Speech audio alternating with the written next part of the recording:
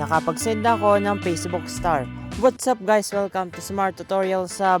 And for today's tutorial ay tuturo kayo kung paano bumili ng star sa Facebook using GCash this 2025. Ito ang way para ma-fix ang redirecting lamang.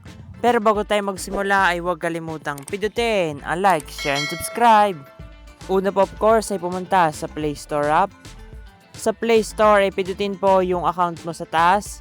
And then, pindutin po yung payments and subscription. Dito sa payments and subscription ay pindutin yung payment methods. And dito po ay pindutin yung add GCash.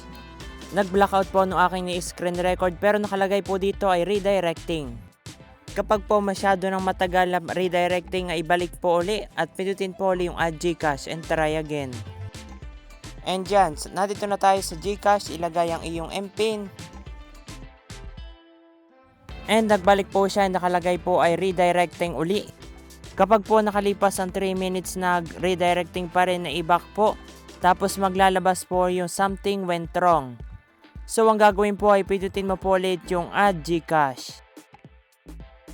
And dyan na guys ang lumabas after kong pindutin yung add GCash. So magantay po na ilang seconds. So ang next po ay i-check mo po yung box, yung I have read and understood, and click authorize. Then ilagay po dito yung code na sinend sa iyong registered mobile number. Then tap next. And successful na po yung payment linking. So pindutin po yung OK. And makikita po sa taas yung ating payment method na GCash. Magsasend na tayo ng star sa Facebook. So buksan po ang Facebook. And hanapin po yung gusto mo senda ng stars. Ewan ko po pero ang nasesendan ko lang po na stars ay yung mga photos at hindi yung mga videos. So, ari po yung sesendan ko ng stars. So, pindutin po yung send a gift. And piliin mo po yung star na gusto mong isend. So, ang napili ko po rin 20 stars. So, pindutin mo po yung send for 16 pesos. Magantay po nila seconds. And itap po yung one tap buy. Kaya po nag-black screen ay inaano po yung aking fingerprint. So, processing na po. Payment successful and magantay po nila seconds. And guys, sumobra pong 9 stars. So, i-back po ulit. Titignan ko po kung nag-send na talaga yung stars.